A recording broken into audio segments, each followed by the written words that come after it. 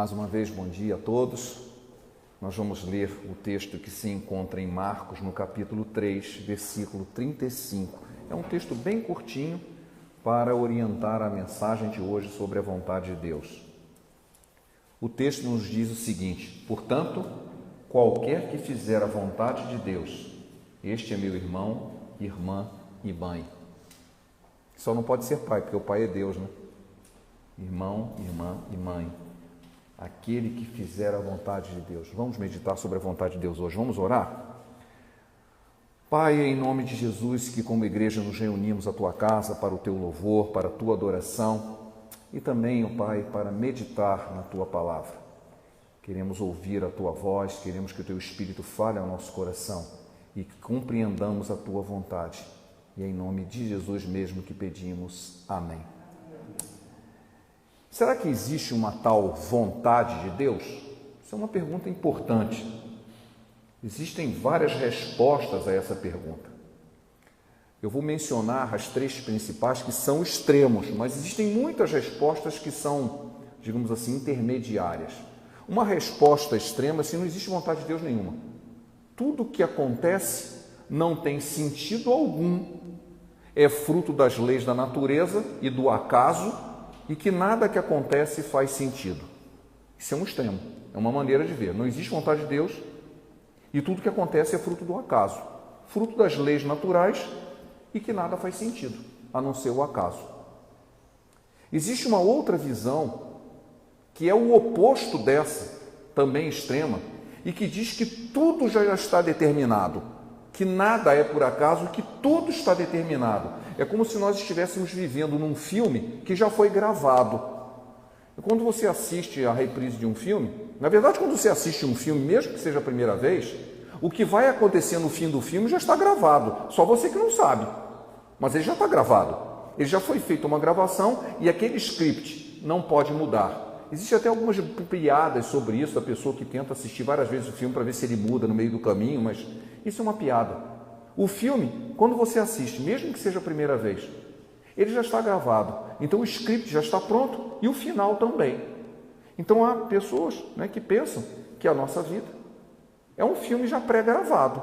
Tudo já está determinado. É o extremo contrário do outro que acha que nada é tudo por acaso.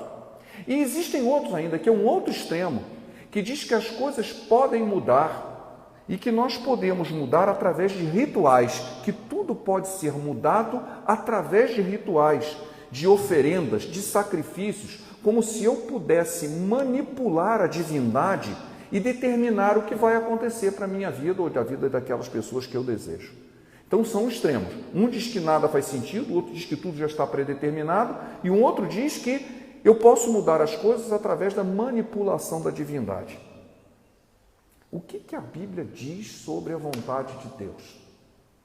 Porque essas visões que eu estou mencionando não são bíblicas. A Bíblia menciona 170 vezes a expressão a vontade de Deus. 170. Com diferentes significados. Há vários significados para a vontade de Deus. E é por isso que às vezes a gente fica um pouco confuso. Mas isso não era a vontade de Deus? Ou isso é a vontade de Deus? Porque existem diferentes tipos de vontade de Deus.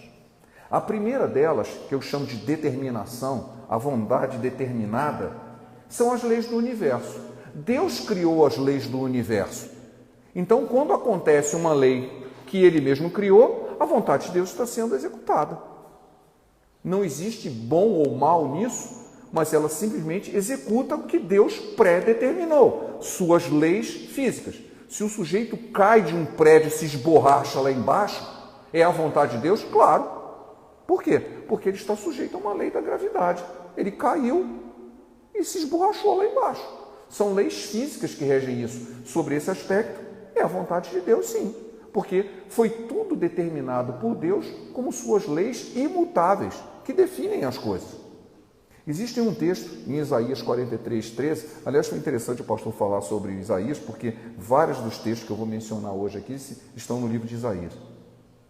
Isaías 43, 13 diz o seguinte: ainda antes que houvesse dia, eu sou, e ninguém há que possa fazer escapar das minhas mãos. Agindo eu, quem o impedirá? Esse texto é muito conhecido, tem até música sobre isso. Agindo eu, quem o impedirá? E essa é uma expressão importante. Agindo eu. Mas Deus não precisa agir o tempo todo em leis que ele já pré-determinou. Então há uma determinação de Deus que não há uma ação específica de Deus, porque já está predeterminado por ele. Então essa determinação existe? Sob certo aspecto existe. São as leis que ele mesmo já determinou. Mas ele pode mudar isso? Pode. E aí é um outro tipo de vontade de Deus que está na soberania de Deus. Ele pode mudar as leis que ele mesmo criou. Quando ele quer, ele muda. Tem algum caso desse na Bíblia? Um monte. O mar vermelho se abriu. Bom, diz o texto que a água era como um muro. A água não fica em pé. A água não sobe. A água não fica na vertical. Ele violou as leis que ele mesmo fez, porque ele tinha um propósito. Abriu o mar vermelho. Ele parou, dividiu o Rio Jordão.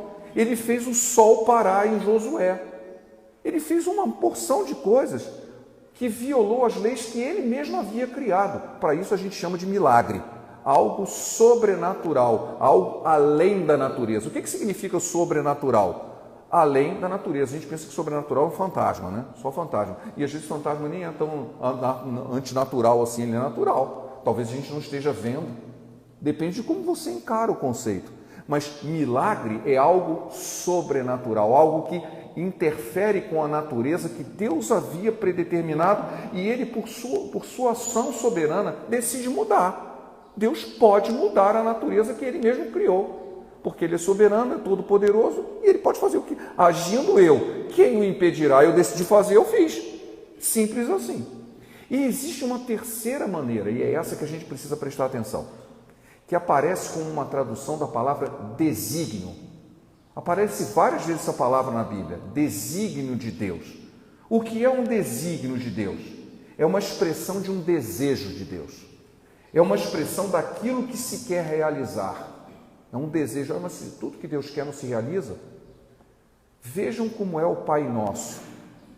Seja feita a tua vontade, assim na terra como é no céu. Isso é uma expressão de um desejo. E uma afirmação de que a vontade de Deus é feita no céu e queria que fosse feita na terra, mas às vezes não é. Porque se fosse, não precisaríamos orar. Ela já está sendo feita. Que a tua vontade seja feita na terra, como é no céu. No céu ela já é feita, na terra nem sempre. Ou seja, existe um desígnio de Deus, existe uma vontade de Deus, que às vezes não é cumprida. No céu é cumprida, na terra não. Por isso nós estamos orando. E abre-se a possibilidade que a vontade de Deus não seja feita. Um alvo que não foi alcançado. Deus nos deu a liberdade de escolha para dizer não à vontade dele. Ele tem uma vontade, eu digo não. Ele tem uma vontade, eu digo não. Passando a ser, então, a permissão de Deus. A vontade permissiva dele, ele permite. Ele nos deu livre-arbítrio para que a gente decida contra a sua vontade.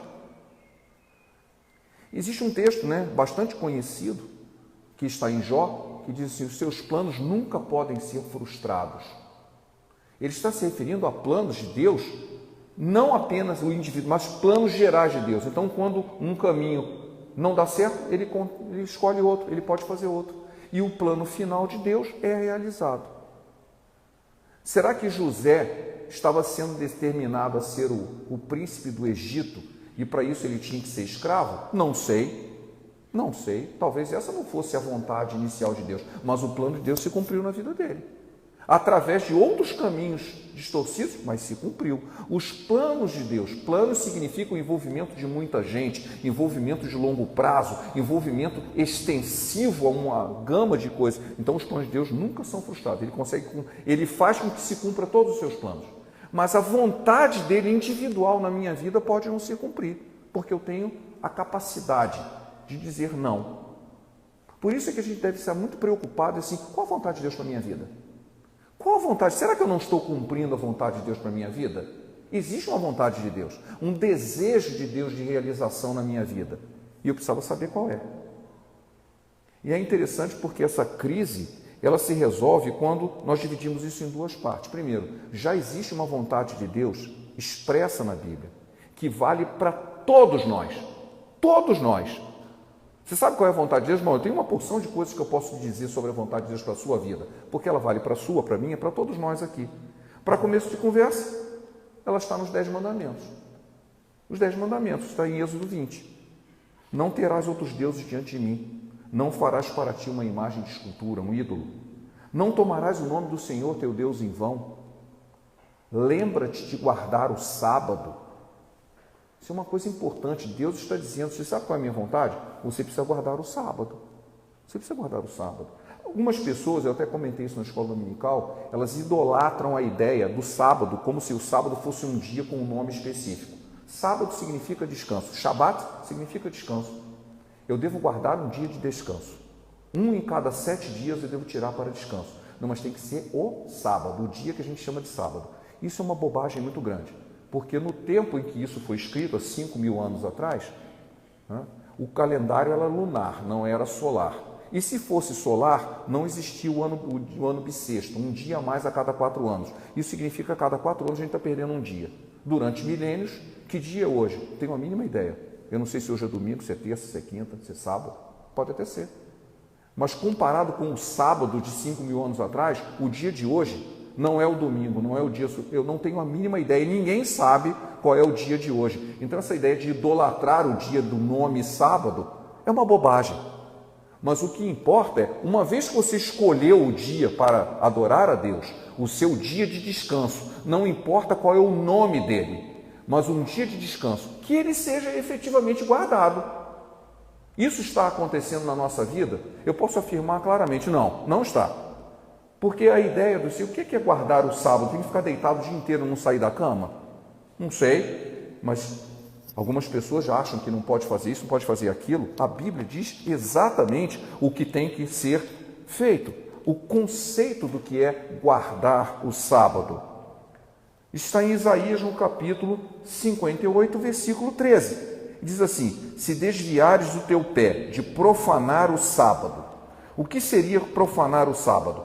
Cuidar dos seus próprios interesses no meu santo dia.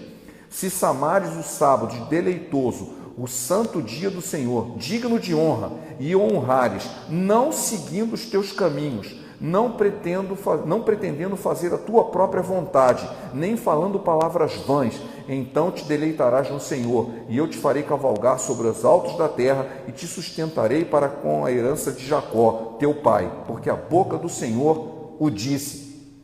Sabe como é que se guarda o sábado? Não fazendo coisas do nosso interesse, somente guardando o dia do Senhor, um dia de descanso, um dia de culto a Deus. A maioria dos crentes não faz isso. Não faz. Está usando o sábado para os seus próprios interesses. E a Bíblia define assim, sabe o que é guardar o sábado? Não fazendo os seus próprios interesses. O interesse somente de agradar a Deus. Bom, então já temos uma coisa. Também temos honrar o teu pai e a tua mãe. Será que eu preciso perguntar a Deus se eu preciso honrar o meu pai e a minha mãe? Não, eu já sei que a vontade de Deus está lá. Não matarás. Algumas pessoas entendem errado é não assassinarás. Não é não matarás. É não assassinarás. Se não fosse isso, o próprio Deus estaria se contradizendo ao mandar destruir um povo ímpio. Mandou matar. Ué, mas não era para não matar? É não assassinar. Não adulterarás, não furtarás, não darás falso testemunho, não cobiçarás. Eu não preciso perguntar a Deus se é pecado, se é a vontade dele, já está escrito. Vale para todos os homens, em todas as épocas. Sabendo isso, muitas das perguntas possíveis já estariam sendo respondidas. Será que é a vontade de Deus eu ser honesto? Não preciso perguntar isso para Deus. Eu já disse, você não pode ser desonesto, você tem que ser honesto. Eu não preciso perguntar se eu preciso ser verdadeiro. O próprio Jesus disse, olha, a sua palavra tem que ser sim, e isso significar sim. E quando for não, significar não. Se você fizer o contrário, você está sendo um instrumento do maligno. O que passar disso provém do maligno. Nós temos que ter uma palavra objetiva, simples e direta. É isso? Não é isso. Então eu já tenho escrito isso. Não preciso perguntar, será que eu tenho que falar a verdade? O que eu tenho que falar? Perguntaram a Jesus como ele resumiria a lei.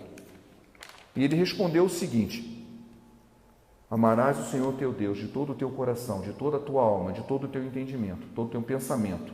Este é o primeiro grande mandamento, e o segundo é semelhante a esse. E amarás o teu próximo como a ti mesmo. Desses 2 mandamentos dependem toda a lei e os profetas. Está em Mateus capítulo 22, versículos de 37 a 40. Por isso é que se diz que o amor é o cumprimento da lei. Você deve fazer isso porque o amor é a força motriz que está por trás de tudo. Amarás o Senhor teu Deus, amarás o teu próximo. Nós odiamos o nosso próximo, nem às vezes amamos a Deus. Bom, então não estamos fazendo a vontade de Deus. Precisamos perguntar, já está escrito.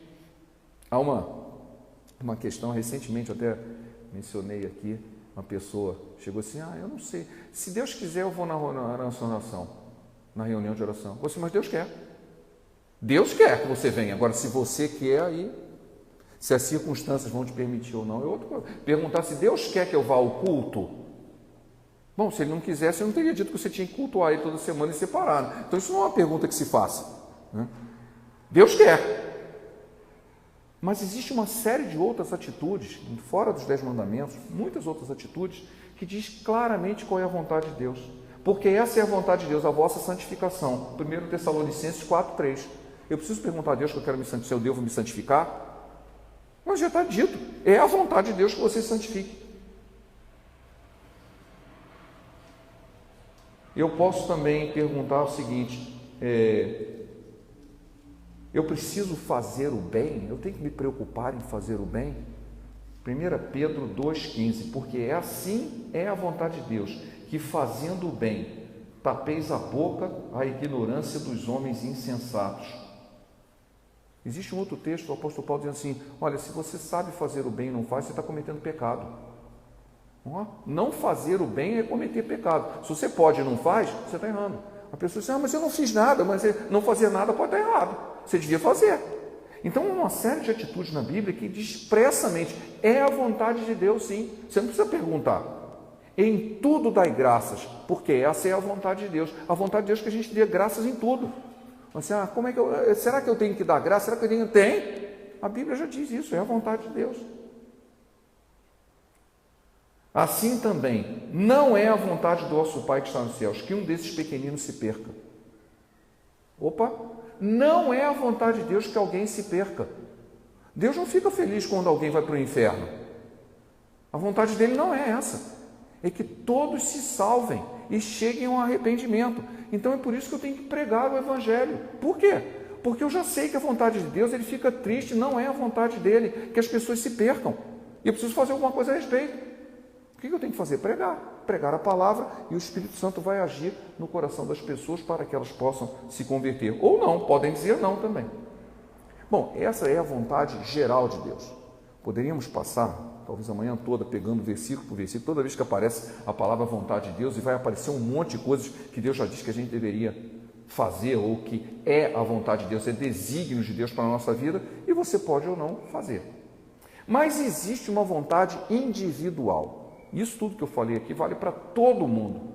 Até agora, tudo que eu falei vale para todo mundo. Mas existe uma vontade que só vale para mim, que só vale para a Maitê, que só vale para o Alê, que só vale para a Gabi, que só vale para o Pires, só vale para aquela pessoa. E essa não necessariamente vai ter o capítulo, assim, vontades individuais. Para o Valdemar, a minha vontade. Não tem isso na Bíblia. Eu vou ter que descobrir. Eu tenho que procurar. A vontade de Deus específica que só vale para a minha vida, eu preciso buscar no Senhor. Em diversas passagens na Bíblia, aparece Deus falando uma vontade específica para alguém. Ele chega para Moisés assim, eu vou te chamar e você vai lá no libertar o povo. Isso não valia para todo mundo, só valia para ele. Chama um profeta assim, eu vou te enviar lá para você falar, não sei. Elias, você vai lá não sei aonde, vai fazer a minha vontade. Gideão, você vai fazer isso. Ele expressa uma vontade que só vale para aquela pessoa. Há muito perigo nas pessoas que não entendem ou não querem entender da palavra de Deus, de pegar essas frases da Bíblia, que dizem respeito a uma vontade específica de Deus, e transformar isso em vontade geral. Uma delas que eu já até preguei sobre isso é que assim, eu te chamei por cabeça e não por cauda. Não, eu sou cabeça. Mas então não existe cauda, é só cabeça, né? Um bicho só tem cabeça, não tem cauda, porque todo mundo é cabeça. Porque o cara pegou um texto lá que especificamente para um momento disse assim, eu te chamei para ser cabeça, não cauda.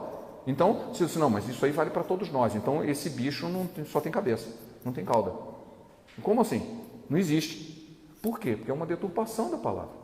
Existem muitos textos da Bíblia que falam, Deus fala a vontade específica dele para as pessoas.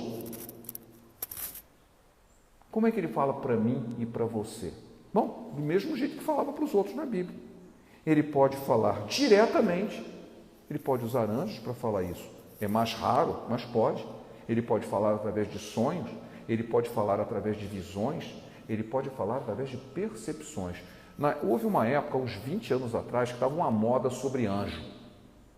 Eu tenho acho que 4 ou 5 livros só sobre aparição de anjos. Relato assim de centenas de casos de aparição de anjos. A maioria deles, eu diria 90%, não eram crentes.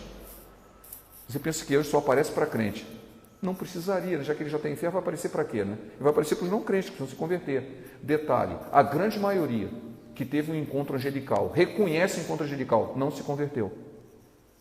É muito estranho isso, mas está relatado em livros que não são livros com propósito de evangelizar ninguém, livros de relato. Assim, o fulano aconteceu isso.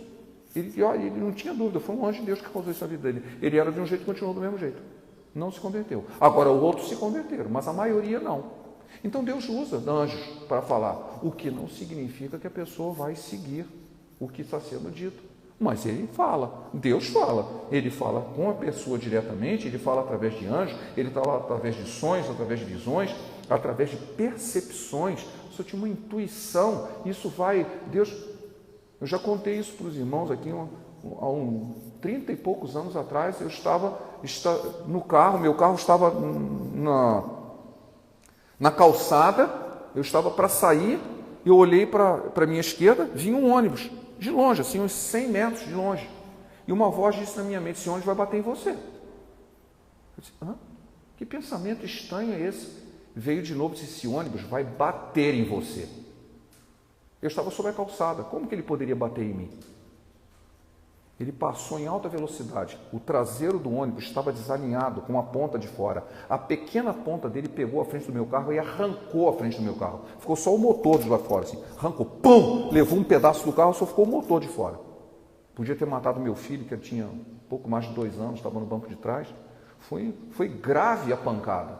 Não aconteceu nada, só o carro que ficou sem a tampa. Por que aquela voz me falou aquilo? Eu fiquei curioso, porque não era a primeira vez que acontecia, de sempre falar 2 vezes, até que eu vi lá em José, lá assim, Deus, ele confirma o que ele diz, por isso que é dúplice. Isso está na Bíblia, Deus fala. Falou, seu carro vai bater em você. Eu falei, da próxima vez que eu ouvir uma voz dessa, eu vou engrenar a ré e sair correndo, né? Eu não fiz nada a respeito. Você avisou, esse anjo vai bater em você. Isso mostra assim, Deus fala conosco, Deus fala conosco.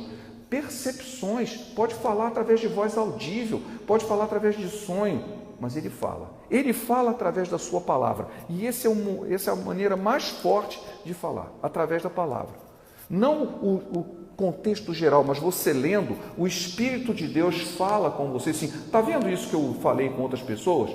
Nesse momento isso se aplica a você, está vendo isso que eu falei? Isso se aplica a você agora, para você, só para você. E é o Espírito Santo que está falando através da palavra de Deus.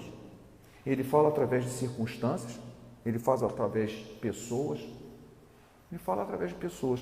Nós tínhamos um irmão na igreja Bethesda, ele conta que um dia ele foi no supermercado e alguém chegou para ele assim, Deus está te mandando pagar a compra daquela pessoa ali. Como é que é? Sim, Deus está fazendo isso. Ele não duvidou, não achou que era um truque. Ele foi lá e pagou a compra da pessoa. Naquela semana ele recebeu um dinheiro enorme, ele foi recompensado muitas vezes mais do que ele tinha feito. Ele falou assim, eu estou impressionado com isso. Eu nem era para estar ali, eu não ia lá, mas alguma coisa me levou àquele lugar. Alguém chegou e disse, você vai fazer isso, eu fiz. E fui grandemente abençoado. Como que pode isso? Porque Deus fala com as pessoas. Vontade específica de Deus. Eu vou usar você, e é você agora que vai fazer isso. E a pessoa dá ouvidos e vê grandes bênçãos surgindo. Eu fico muito preocupado com pessoas que às vezes assim, eu quero saber a vontade de Deus. Aí ele sabe, depois ele vira as costas e não faz. Nós temos casos desses na Bíblia. O jovem rico, ele chega para Jesus e diz, como é que eu faço para receber a vida eterna? Eu sei, vem tudo que você tem e segue. Ah, você não quer não, ele virou as costas e foi embora.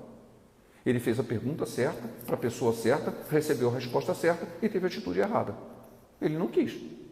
Então, se nós queremos saber a vontade de Deus, ao mesmo tempo, nós temos que saber como que nós vamos responder. E se Deus disser uma coisa diferente do que... Às vezes nós já temos uma ideia, assim, eu já queria que fosse daquela direção, não é nessa direção, não é para lá, eu não quero.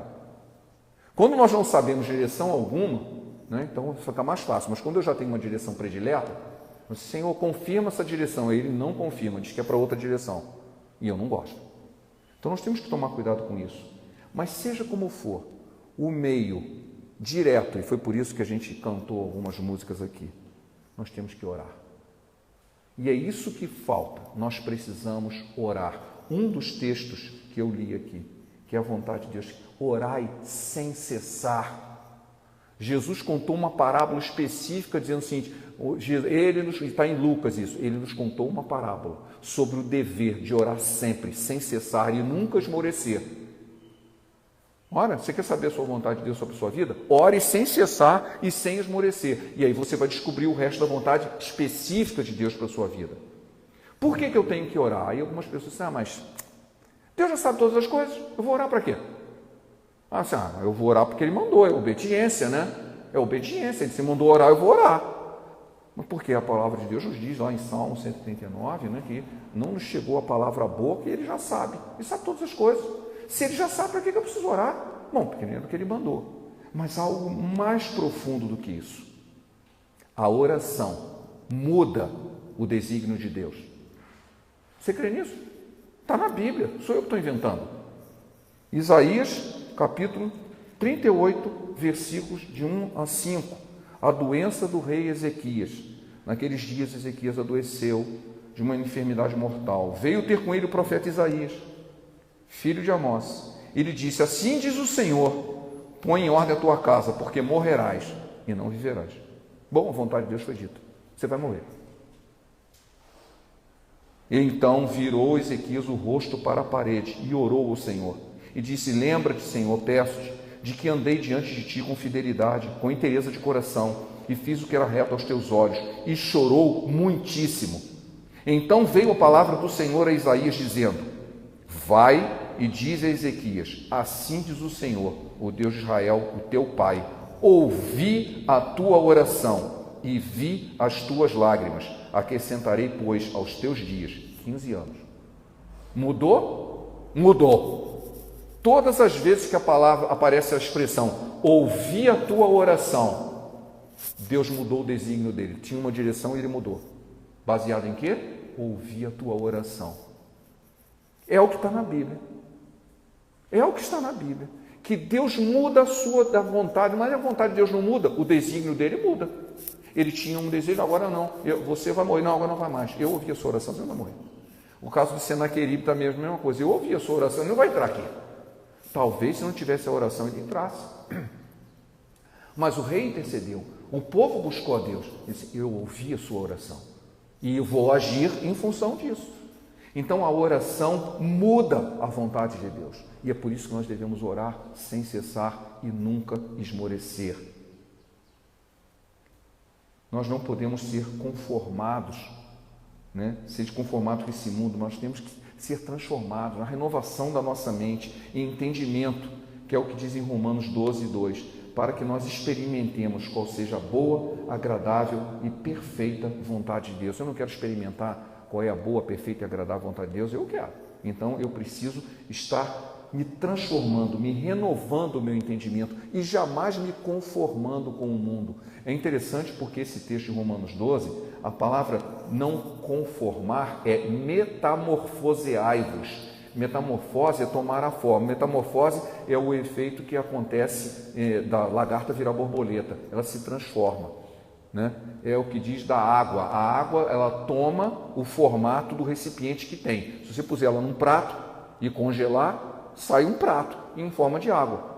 Se você puser numa garrafa, sai uma garrafa em forma de água. Ela toma a forma de onde ela está. É exatamente isso que o texto quer dizer. Você não tem que tomar a forma do mundo. Você tem que estar sempre se renovando em função da vontade de Deus. E você vai experimentar qual é a boa, perfeita e agradável vontade de Deus. Sabendo que, como Jesus nos disse em Mateus 7, 21, que nem todo aquele que me chama de Senhor, Senhor, entrará no reino de Deus. Mas quem vai entrar? Aquele que faz a vontade do meu Pai que está nos céus. Eu venho dizendo isso, inclusive falamos lá na reunião de quinta-feira. Falamos na escola dominical também. Mais importante do que saber a vontade de Deus é praticar.